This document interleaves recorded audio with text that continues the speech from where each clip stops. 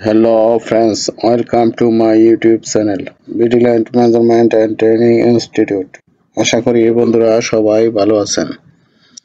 বন্ধুরা আপনারা যারা সার্ভেয়ার আছেন, যারা অটোক্যাডে জমি জমা নিয়ে কাজ করেন তাদের জন্য আমাদের আজকের টিউটোরিয়ালটি খুবই গুরুত্বপূর্ণ। বন্ধুরা আজকে আমি দেখাবো আপনারা কিভাবে একাধিক মৌজা নকশা অ্যাটাচ করবেন। বন্ধুরা আমি একটি অর্ডার পাইছি সিরাজগঞ্জ থেকে।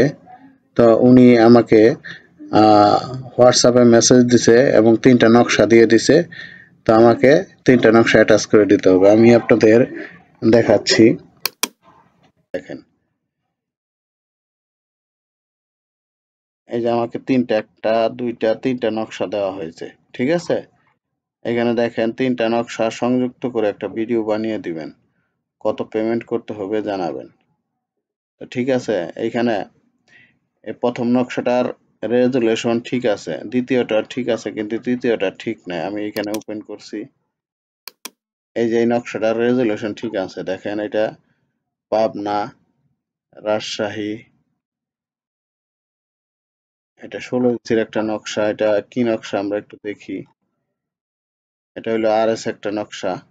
তারপরে এই যে এখানে আরেকটা দিছে, এটা একটি RS নকশা। ঠিক আছে?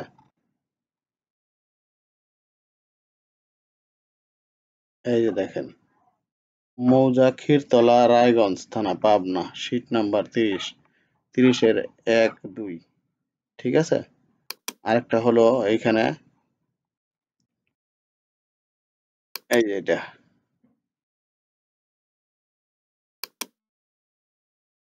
এটা দেখাই।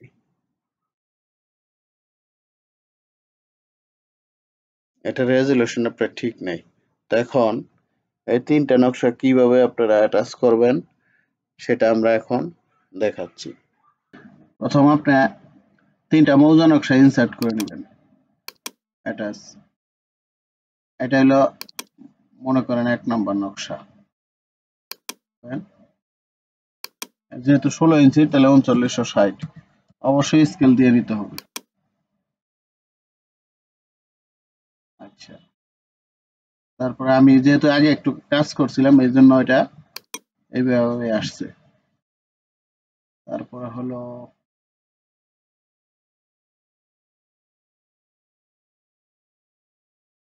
এই যে ২ নাম্বার,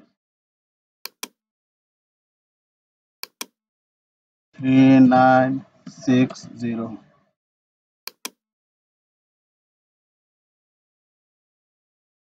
এবার দেখেন এটা ১ নাম্বার, এটা ২ নাম্বার।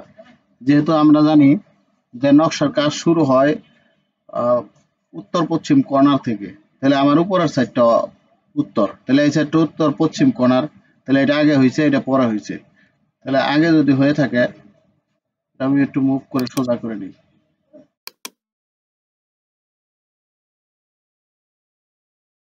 এটা খেয়াল করেন, তাহলে এইটার পূর্ব পাশে হবে এইটা। তাহলে এটা পূর্ব পাশে, এই সাইডে দেখেন আপনার এই যে এই গ্যাপটা আর এই গ্যাপটা, আর নকশার মধ্যে সীমানা যে জায়গায় শেষ করে এরকম একটা দাগ থাকে দেখেন। এই প্রত্যেকটা ইয়ের এখানে কয়টা নকশা জয়েন হবে, প্রত্যেকটা কিন্তু একটা দাগ আছে। আমি দেখাচ্ছি, আরো দেখাই। এই যে একটা দাগ, এই যে একটা দাগ, এইখান থেকে এই যে শীট নাম্বার দেওয়া আছে। আবার এই যে এইখানেও দেখেন, এই যে এই পর্যন্ত একটা, ওইখান থেকে আবার এইখান থেকে এই পর্যন্ত একটা, এরকম নকশার দাগ দেওয়া থাকে। তাহলে আপনি করবেন কি, এইখান দেখেন ৩টা, যে কোনো ৩টা অংশ নেবেন, যেহেতু অটোক্যাডে ৩টা অংশের উপরে করা যায় না। এই যে এই সাইডটা মিলতেছে, একটা সাইড গেল, তারপরে আরো ২টা সাইড নিব। এই যে এখানে নদী গেছে, আপনি নদীর উপরের সাইড নেন, এই যে উপরের সাইড নেন, গেল ২টা সাইড। আর একটা সাইড আমি নেব, যেহেতু এই পর্যন্ত আমার সীমানা, এই যে এই পর্যন্ত। আরেকটা সাইড আমি এই জায়গায় নিব, এই যে এই কর্নারটা। ঠিক আছে? তাহলে আমি এটাকে কনভার্ট করে নেই রাস্টার ডিজাইনে। আগে করবেন, সিলেক্ট করবেন নকশা। আবারও যখন এটা সিলেক্ট করে নেবেন, সিলেক্ট করার পর প্রসেসে যাবেন। এবার আমি সর্বপ্রথম এটা একটু ক্লিন করব। দেখেন আমি সিলেক্ট করে নিলাম, টাচ আপে যাব, করব। আমি কতটুকু নিব, মনে করেন আমি লেখাগুলি রাখবো না,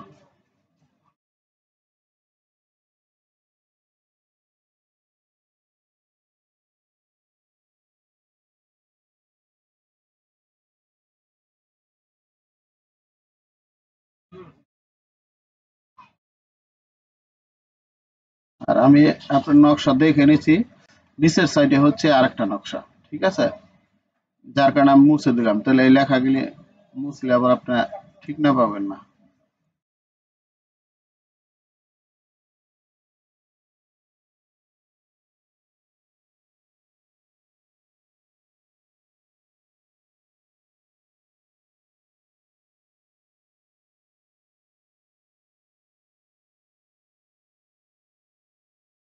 এবার আমি এটা করবো, আমি এতবার নিচ্ছি, আমি এই লেখাগুলি মুছে দিচ্ছি।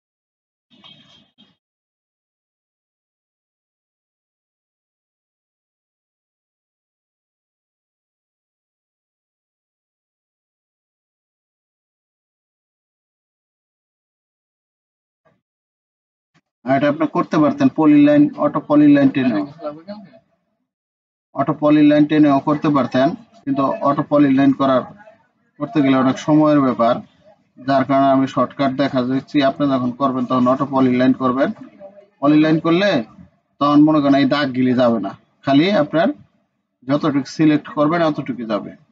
আর এখন আমাদের দাগ যাইব, এটা যদি দাগ মুছতে যান তাহলে আপনি ফটোশপে যেতে হবে, বা প্রিন্ট করা, যারা প্রিন্ট করে তারাও এটা মুছে দিতে পারবে দাগ যখন প্রিন্ট করা। এই যে আমার দুইটা হয়ে গেছে, করার পর আমরা কিবোর্ডে লিখবো AL, এন্টার। এবার আমরা দেখেন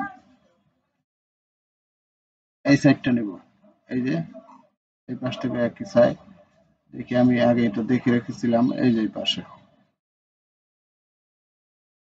আচ্ছা গেল। এবার আমরা আরেকটা সাইড নিচ থেকে নিব, এই যে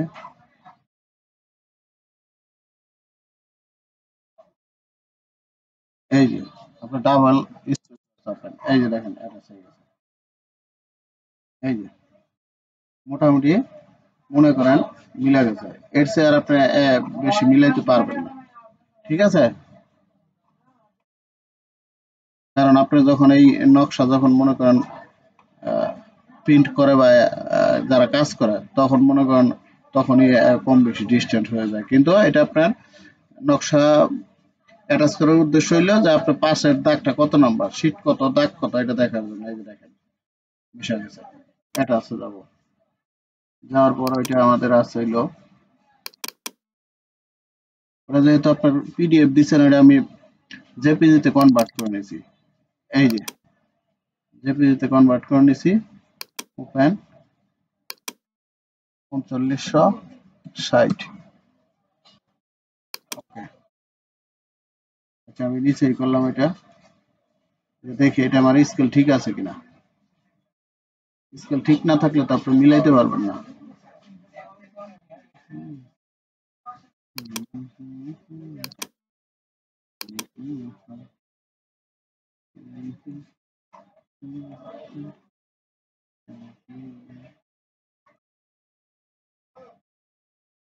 আপনার ঠিক নাই, এটার স্কেল ঠিক নাই, ঠিক আছে, আপনার এটা স্কেল ঠিক করে নিতে হবে, 660 ফিট করে নিতে হবে। তাহলে আমি কি করি, একটা স্কেল এইখান থেকে ড্র করি, আমি অর্থ মোট অন করে নেই, 660 ফিট, 660, আচ্ছা এন্টার, ওকে। আমি 660 ফিট একটা ড্র করলাম, এবার আমি কি করব, এটা ব্লক করব, কিবোর্ডে লিখবো AL, এন্টার। এখানে স্পেসিফিক ফার্স্ট পয়েন্ট, আমি এইখান থেকে ফার্স্ট পয়েন্ট নিব, এটার মাঝখানে, দাগের মাঝখানে রাখবো, রাইখা আমার রেফারেন্স পয়েন্ট এইখানে নিব, অর্থমোট অফ করে দিই, এই যে এবার সেকেন্ড পয়েন্ট নিব এই স্কেলের, এই যে সেকেন্ড পয়েন্ট নিলাম, এবার ইন্টার একবার চাপবো, ইয়েস করব, এই যে আমার 660 ফিট হয়ে গেছে। এবার আমি একটু এটা নিচে নামাই দিই, মুভ হালকা একটু নিচে নামাই দিলাম। এবার দেখেন এখান থেকে আমি 3টা পয়েন্ট সিলেক্ট করব। আমি যদি আগেও দেখছি আবার নকশাটি, এই যে এখান থেকে শুরু হয়েছে এই পর্যন্ত শেষ। তাহলে এই একটা পয়েন্ট নিতে পারি, 2টা পয়েন্ট নিতে পারি, আরেকটা এই সাইড থেকে নিতে পারেন ইচ্ছা করলে, বা যখন 2টা সাইড নিলে এইটা নেই আর এই পাশ থেকে একটা নেই, এই পাশ থেকে আমরা এই পয়েন্টটা নিব বা এই যে এটা নিব। ঠিক আছে, তাহলে আমার উপরের সাইডটা আমি দেখি, এই যে একটা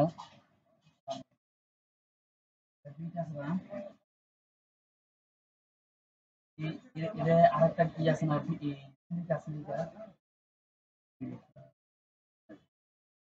তাই আরেকটা এই সাইড নিতে পারেন বা এই যে এই সাইড। ঠিক আছে, তাহলে আমরা এটাকে সিলেক্ট করি, তারপরে কিবোর্ডে লিখবো AL, এন্টার করার পর আমি যেহেতু এই সাইডটা আগে নেব, এটার উপর ক্লিক করি,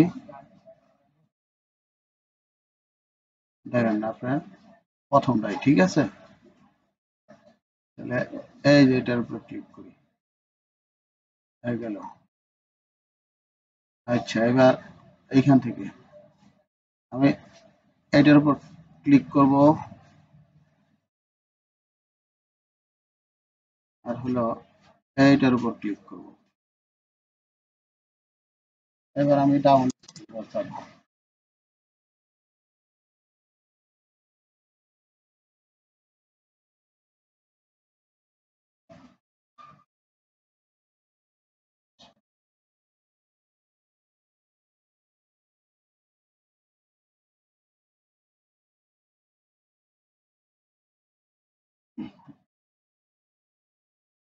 জি, আমার একটু হয়তো ভুল হয়েছে, আমি এটাকে একটু কনভার্ট করে মুছে নেই দাগগুলি। তাহলে আমি এখান থেকে রাস্টার ডিজাইনে যাব, এটা সিলেক্ট করি, এবার টাচ আপে এগুলো আমি মুছে দিই দাগগুলি।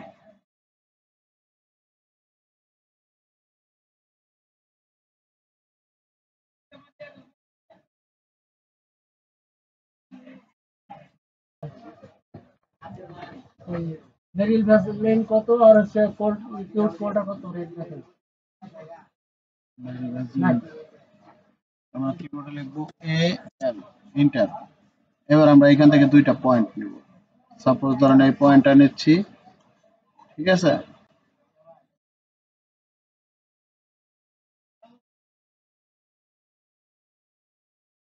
আর একটা পয়েন্ট নিব, সেটা হলো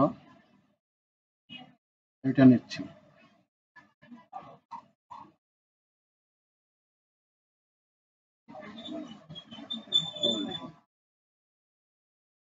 এবার আমরা ডাবল চাপবো, এই দেখেন মিলে গেছে। এখন আপনার এই নকশাটা যেহেতু ঠিক নাই, রেজুলেশন যদি ঠিক থাকে তাহলে 100-এ 100 মিলতো। মোটামুটি দেখেন মিলছে, এর চেয়ে আর আপনার এটা মিলাইতে পারবেন না, নকশার রেজুলেশন ঠিক নাই। এটা আমি একটা বানাই নিলাম রেজুলেশন। ঠিক আছে, বানাই নিয়ে কাজ করলাম, এই যে দেখেন। এবার আমরা তিনটা কালার করে দিই, তাতে বুঝতে পারবেন। 3 কালার করে দিই,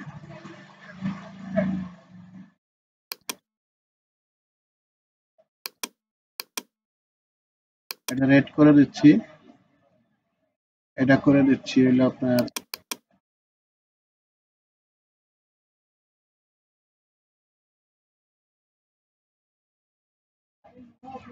এটা করে দিচ্ছি আপনার গ্রিন করে দিচ্ছি, আর একটা করে দিচ্ছি হলো, এটা করে দিচ্ছি হলো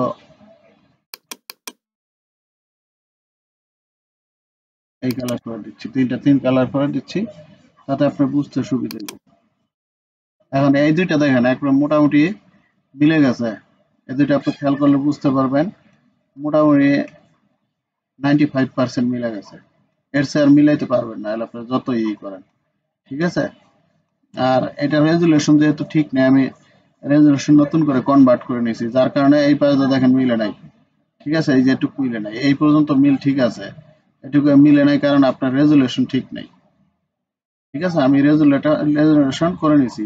আর এই দাগ গিলে যদি মুছতে যান তাহলে আপনি এটা সেভ করে যখন প্রিন্ট করবেন, প্রিন্টার যারা প্রিন্ট করে তারা ফটোশপে নিয়ে গেলে কাজ করে দেবো। ঠিক আছে, তা রাস্টার টুলে এটা আমার জানা নাই যে কিভাবে দাগ মোছে, কিন্তু আপনারা ফটোশপে নিলে এটা করতে পারেন। আবার যদি আমি সেভ করি, সেভ করে কিন্তু আমি করতে পারবো এগুলি।